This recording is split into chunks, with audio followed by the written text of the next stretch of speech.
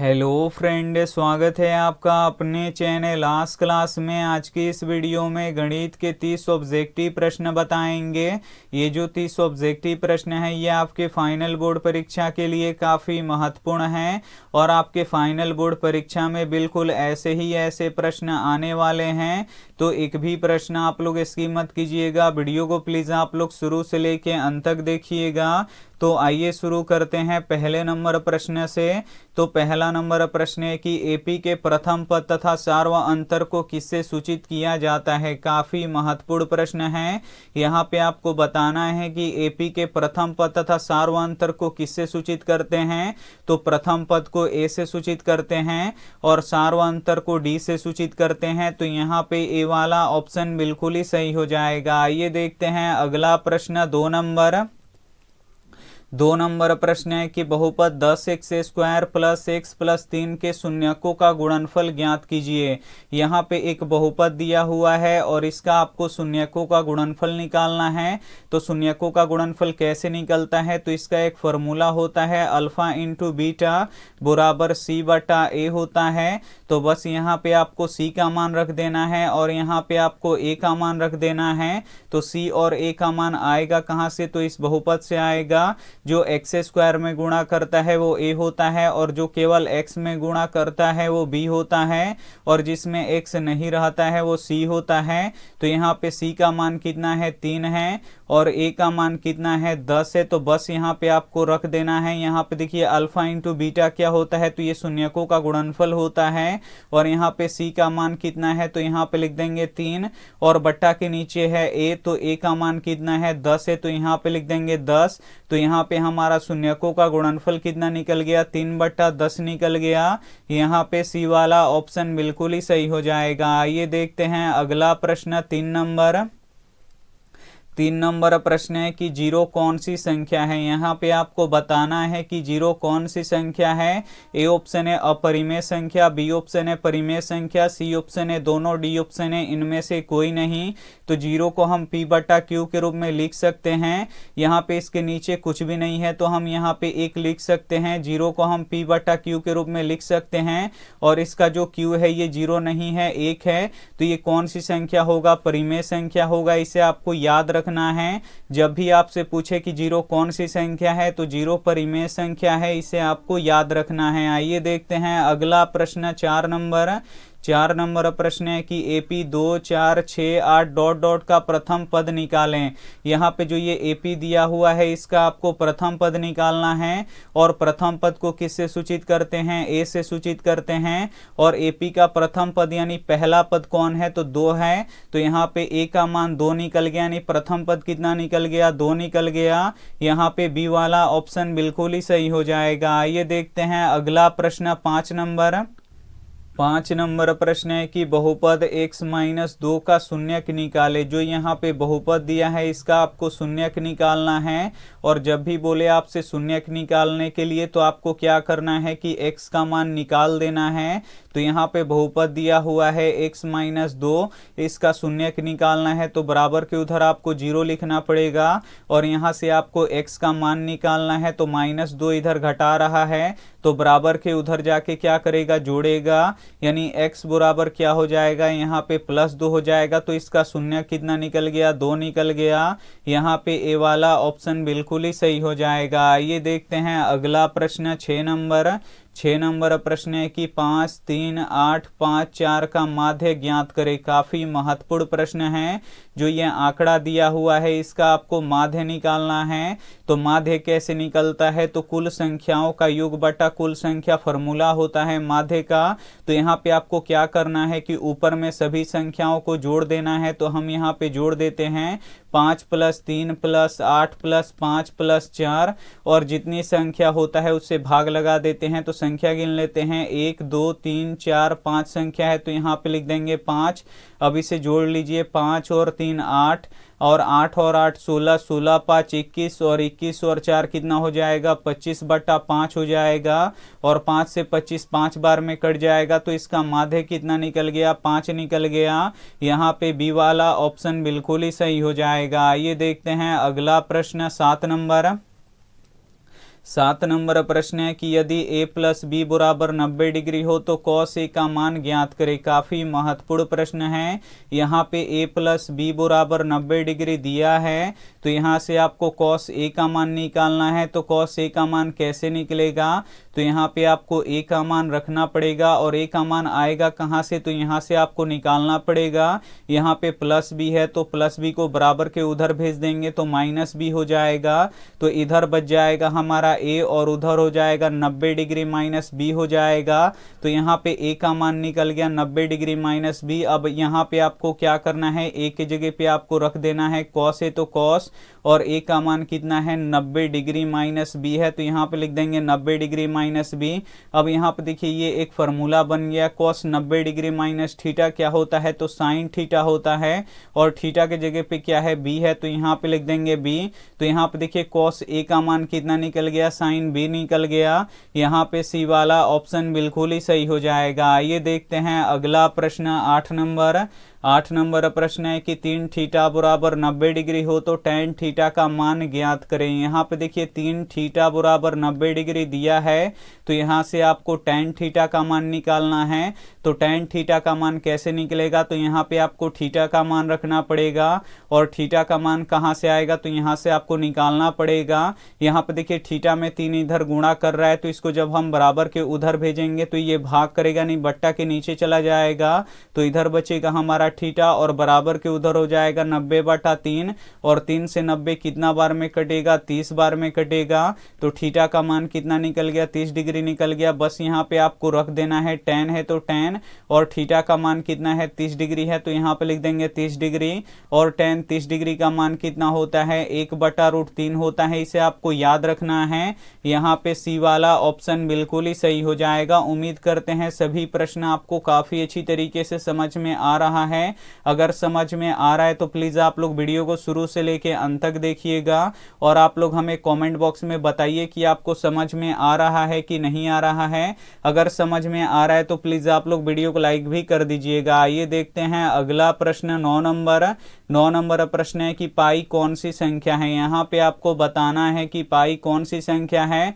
तो बहुत बार हम बता चुके हैं पाई कौन सी संख्या है, अपरिमेय संख्या है, इसे आपको याद रखना है। यहाँ पे ए वाला ऑप्शन बिल्कुल ही सही हो जाएगा। आइए देखते हैं अगला प्रश्न 10 नंबर प्रश्न है कि एपी 2, 7, 12 का प्रथम पद तथा सार्व अंतर ज्ञात करे। काफी महत्वपूर्ण प्रश्न है। यहाँ पे इस एपी का प्रथम पद और सार्व अंतर निकालना है। तो प्रथम पद को ए से सूचित करते हैं और सार्व अंतर को डी से सूचित करते हैं। तो यहाँ पे आपको प्रथम पद निकालना है। तो एपी का प्रथम पद यानी पहला पद कितना है, 2 है, तो यहाँ पे ए का मान 2 निकल गया। अब यहाँ पे आपको सार्व अंतर निकालना है। तो सार्व अंतर कैसे निकलता है, तो दूसरे पद में से पहले पद को घटाना पड़ता है। तो दूसरा पद कितना है, 7 है, तो यहाँ पे लिख देंगे 7, और पहला पद कितना है, 2 है, तो यहाँ पे लिख देंगे 2। तो डी बराबर कितना हो जाएगा, 7 में से 2 घटेगा 5 बचेगा।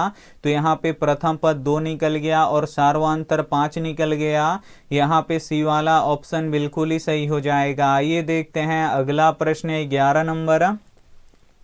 11 नंबर प्रश्न है कि यदि अल्फा और बीटा बहुपद 3x² माइनस 4x प्लस 5 के मूल हो तो 1/अल्फा प्लस 1/बीटा का मान निकाले। काफी महत्वपूर्ण प्रश्न है। यहाँ पे आपको 1/अल्फा प्लस 1/बीटा का मान निकालना है। तो 1/अल्फा प्लस 1/बीटा का फॉर्मूला होता है -b/c। तो बस यहाँ पे आपको b का मान रखना है और यहाँ पे आपको c का मान रखना है। तो जो x² में गुणा करता है वो a होता है, और जो x में गुणा करता है वो b होता है, और जिसमें x नहीं रहता है वो c होता है। तो यहाँ पे c का मान कितना है, 5 है, और b का मान कितना है, यहाँ पे आप लोग देख सकते हैं -4 है। तो बस यहाँ पे आपको मान रखना है, माइनस है तो माइनस, और b का मान यहाँ पे देख सकते हैं -4 है, तो यहाँ पे लिख देंगे -4, और c का मान 5 है, तो यहाँ पे लिख देंगे 5। तो यहाँ पे देखिए माइनस माइनस ये क्या हो जाएगा, प्लस हो जाएगा, और बट्टा के नीचे 5 है, तो यहाँ पे लिख देंगे 5। तो यहाँ पे 1/अल्फा प्लस 1/बीटा का मान कितना निकल गया, तो 4/5 निकल गया। यहाँ पे बी वाला ऑप्शन बिल्कुल ही सही हो जाएगा। आइए देखते हैं अगला प्रश्न 12 12 नंबर प्रश्न है कि 13 और 19 के बीच समानांतर माध्य ज्ञात करें। काफी महत्वपूर्ण प्रश्न है। यहाँ पे आपको 13 से लेके 19 के बीच समानांतर माध्य निकालना है। तो जब भी ऐसा प्रश्न आए आपको क्या करना है कि 13 से लेके 19 तक की संख्याओं आपको लिख देना है। तो 13 और यहाँ पे 14, उसके बाद 15, 16, उसके बाद 17, 18 और यहाँ पे 19। यहाँ पे देखिए 13 से लेके 19 के बीच जितनी भी संख्याएं आती हैं उसको लिख दिए। अब आपको क्या करना है, बीच वाली संख्या निकालना है। तो 3 संख्या इधर से छोड़ दीजिए और 3 संख्या इधर से छोड़ दीजिए। तो बीच में कौन सी संख्या आएगा, 16 आएगा। तो 16 इसका समानांतर माध्य हो जाएगा। यहाँ पे बी वाला ऑप्शन बिल्कुल ही सही हो जाएगा। आइए देखते हैं अगला प्रश्न 13 नंबर प्रश्न है कि tan π/3 का मान ज्ञात करें। काफी महत्वपूर्ण प्रश्न है। यहाँ पे आपको tan π/3 का मान निकालना है।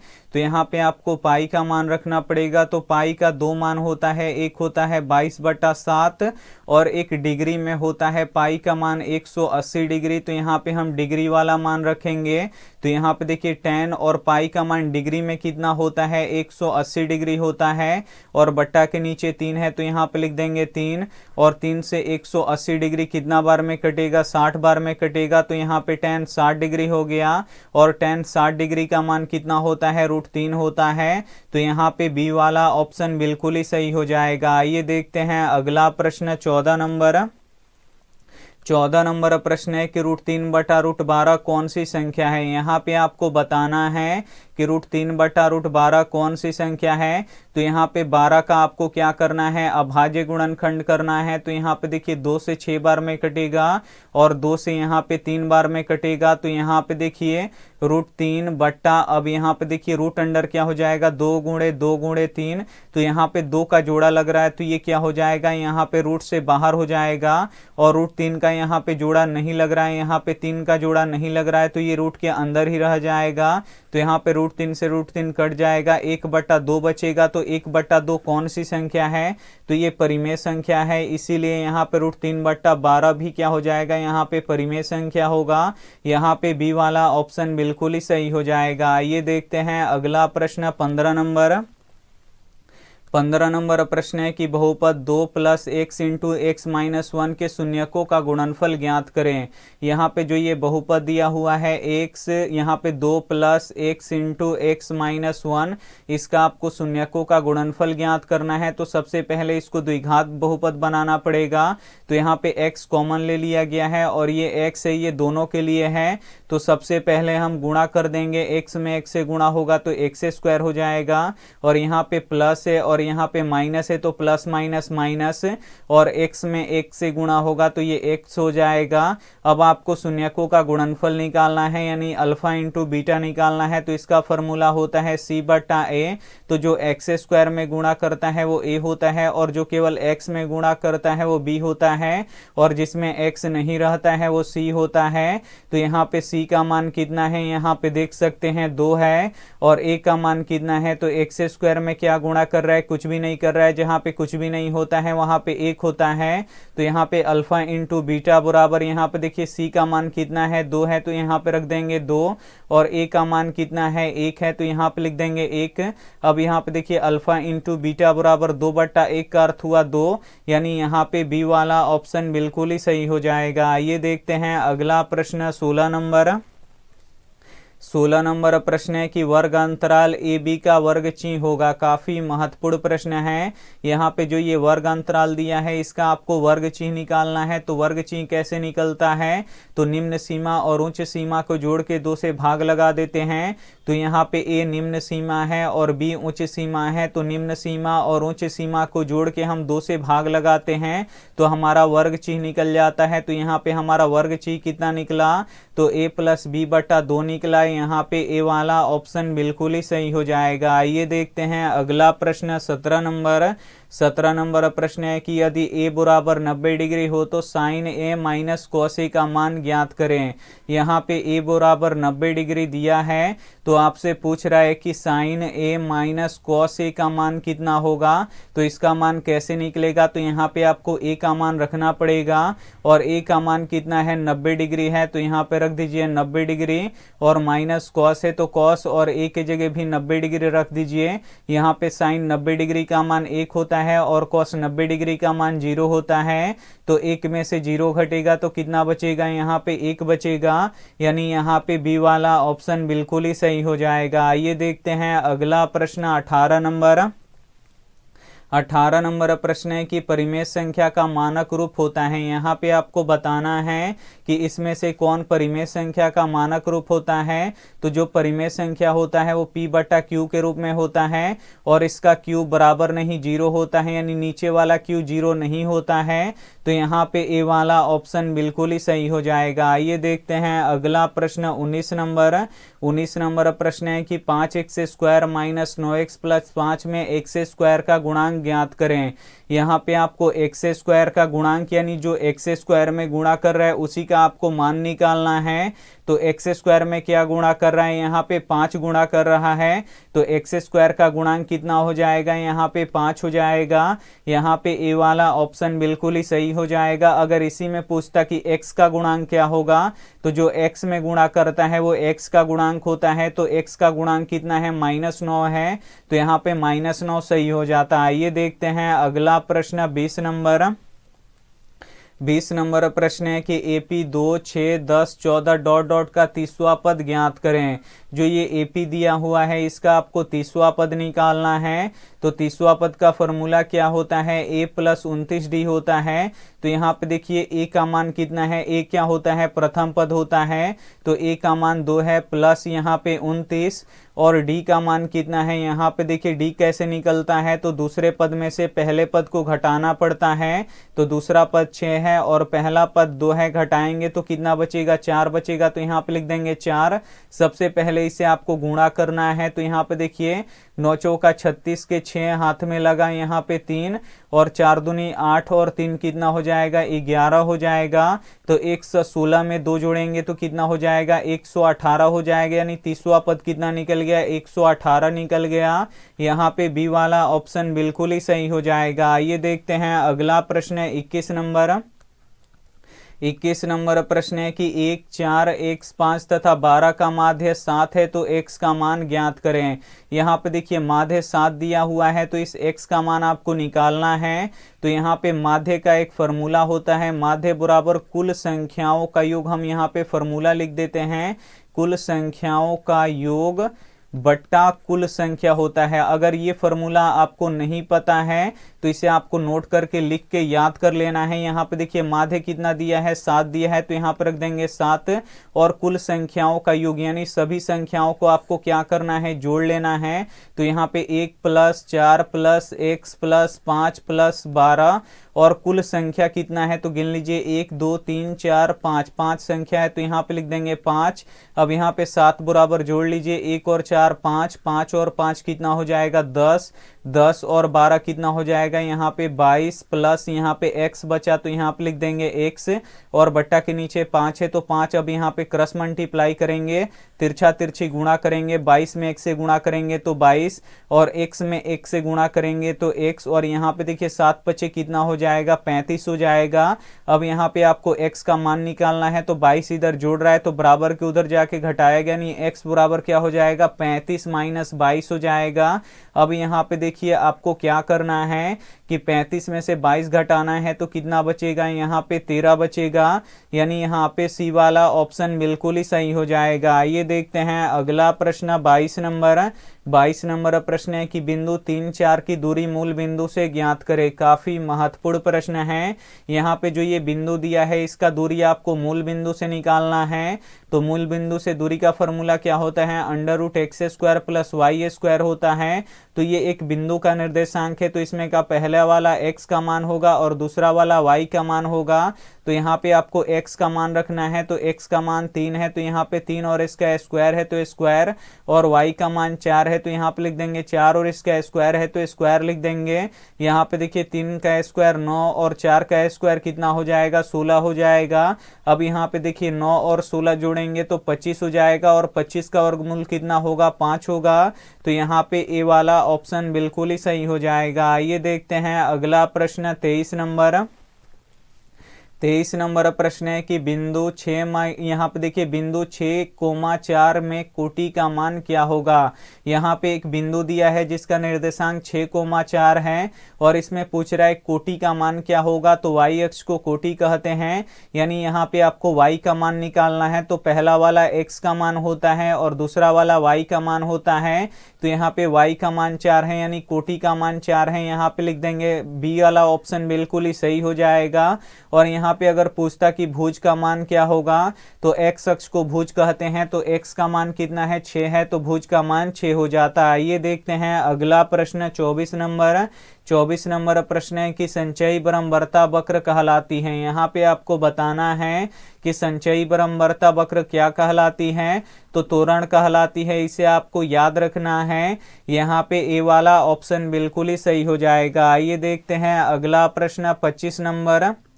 25 नंबर प्रश्न है कि किसी एपी का व्यापक पद 3n+5 है, तो इसका सार्व अंतर ज्ञात करे। तो सार्व अंतर कैसे निकलता है, यानी डी कैसे निकलता है, तो दूसरे पद में से पहले पद को घटाना पड़ेगा। तो यहाँ पे दूसरा पद का जरूरत पड़ेगा और यहाँ पे पहला पद का जरूरत पड़ेगा। तो दूसरा पद और पहला पद कहाँ से निकलेगा, तो ये एपी का व्यापक पद है। तो यहाँ पे देखिए अगर n के जगह पे आप लोग 1 रखिएगा तो एपी का प्रथम पद निकलेगा, और n के जगह पे अगर आप लोग 2 रखिएगा तो दूसरा पद निकलेगा। तो हम यहाँ पे पहला पद निकालते हैं, यानी n के जगह पे 1 रखेंगे, 3 गुणे n के जगह पे हम 1 रख दिए, और यहाँ पे +5 है तो 3 एकम 3 और यहाँ पे +5, तो 3 और 5 कितना हो जाएगा, 8 हो जाएगा। यानी प्रथम पद कितना निकल गया, 8 निकल गया। अब हम यहाँ पे दूसरा पद निकालेंगे, तो यहाँ पे देखिए 3 है तो 3 और n के जगह पे अब आपको 2 रखना पड़ेगा क्योंकि दूसरा पद निकालना है, और यहाँ पे 5 है तो यहाँ पे 5। यहाँ पे देखिए 3 दूनी कितना हो जाएगा, 6 और 5 कितना हो जाएगा, यहाँ पे 11 हो जाएगा। तो दूसरा पद यहाँ पे 11 निकल गया। यहाँ पे देखिए दूसरा पद 11 और पहला पद 8 घटाएंगे तो कितना हो जाएगा, 11 में से 8 घटेगा 3 बचेगा, यानी सार्व अंतर कितना निकल गया, 3 निकल गया। यहाँ पे सी वाला ऑप्शन बिल्कुल ही सही हो जाएगा। आइए देखते हैं अगला प्रश्न 26 नंबर। 26 नंबर प्रश्न है कि 2√5/√5 कौन सी संख्या है। यहाँ पे आपको बताना है कि 2√5/√5 कौन सी संख्या है। तो यहाँ पे √5 से √5 कट जाएगा, कितना बचेगा, 2 बचेगा, और 2 कौन सी संख्या है, परिमेय संख्या है, इसीलिए 2 बटा यहाँ पे देखिए 2√5/√5 कौन सी संख्या है, तो ये परिमेय संख्या है। यहाँ पे बी वाला ऑप्शन बिल्कुल ही सही हो जाएगा। आइए देखते हैं अगला प्रश्न 27 नंबर। 27 नंबर प्रश्न है कि द्विघात बहुपद का व्यापक रूप क्या होता है। यहाँ पे आपको बताना है कि द्विघात बहुपद का व्यापक रूप क्या होता है, तो ax² + bx + c होता है। इसे आपको याद रखना है। यहाँ पे ए वाला ऑप्शन बिल्कुल ही सही हो जाएगा। और त्रिघात बहुपद का व्यापक रूप क्या होता है, तो ax³ + bx² प्लस यहाँ पे cx + d होता है। इसे आपको याद रखना है, ये त्रिघात बहुपद का व्यापक रूप होता है। आइए देखते हैं अगला प्रश्न 28 नंबर। 28 नंबर प्रश्न है कि tan 90 डिग्री - a किसके बराबर होता है। यहाँ पे ये फॉर्मूला ही पूछ लिया गया है। यहाँ पे आपको बताना है कि tan 90 डिग्री - a किसके बराबर होता है, तो ये cot a के बराबर होता है। इसे आपको याद रखना है। यहाँ पे सी वाला ऑप्शन बिल्कुल ही सही हो जाएगा। आइए देखते हैं अगला प्रश्न 29 नंबर। 29 नंबर प्रश्न है कि 3, 4, 7, 2, 7, 6, 7, 9 का बहुलक ज्ञात करें।